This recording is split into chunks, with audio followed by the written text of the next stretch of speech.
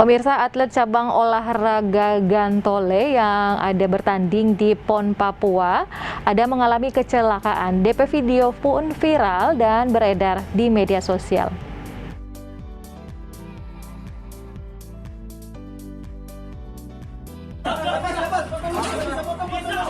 Khaidir Anas, 33 tahun, adalah atlet gantole asal Sumatera Barat.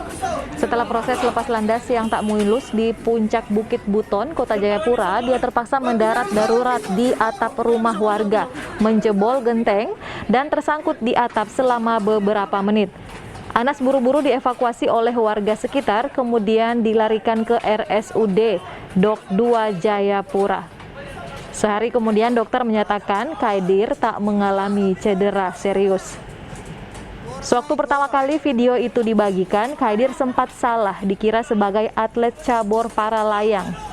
Kesalahan mengira ini membuat akun yang membagi video tersebut sampai mengucap syukur, pemirsa. Mengapa?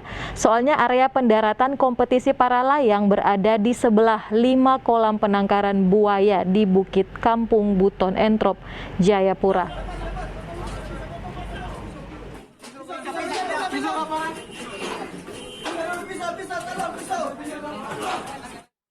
Iya, bukannya mau bersyukur ya pemirsa. Pertama memang dikira atlet para layang, karena memang kalau atlet para layang lumayan berbahaya ya, seperti yang dikatakan tadi.